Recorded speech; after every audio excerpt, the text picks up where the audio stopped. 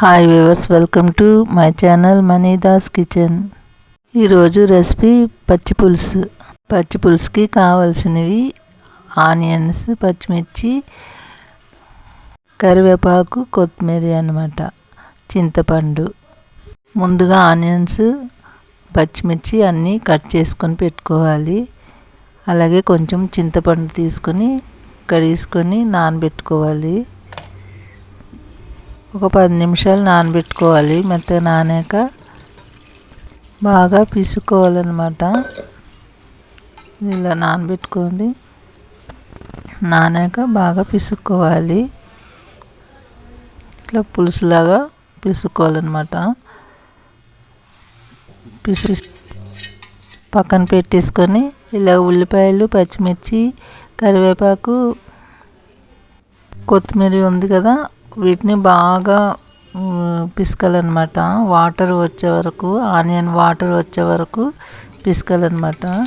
పిసికిన తర్వాత ఈ చింతపండు పిసుకున్నది ఉన్నది కదా పులుసు, ఆ పులుసులో వేసుకొని అంతా కలపాలన్నమాట.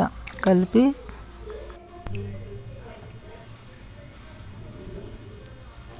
మనకు ఎంత కావాలో అంత పులుసు కలుపుకోవాలన్నమాట.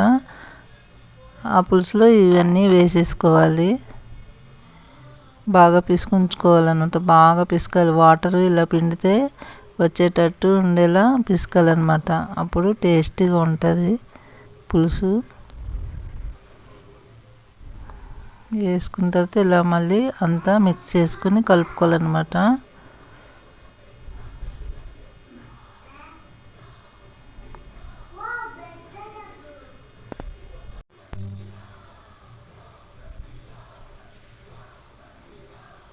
అయిపోయింది కదా కలిపడం.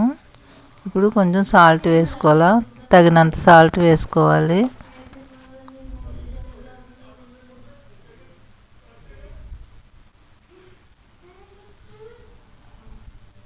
నేనైతే 3 స్పూన్స్ వేసుకున్నాను.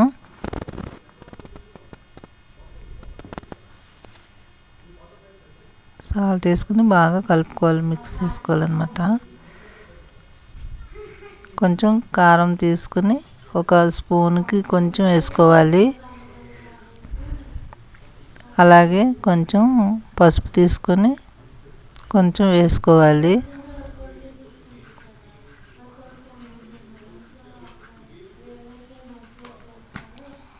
వేసుకోవడం అయిపోయింది కదా. ఇప్పుడు బాగా మిక్స్ చేసుకోవాలన్నమాట గరిటెతోటి.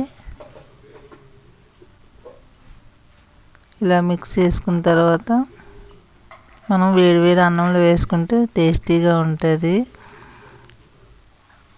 కొంతమంది పోపు పెట్టుకుంటారనమాట. మనం పులుసు పోపు చేసుకున్నట్టు దీనికి కూడా పోపు పెట్టుకుంటారు.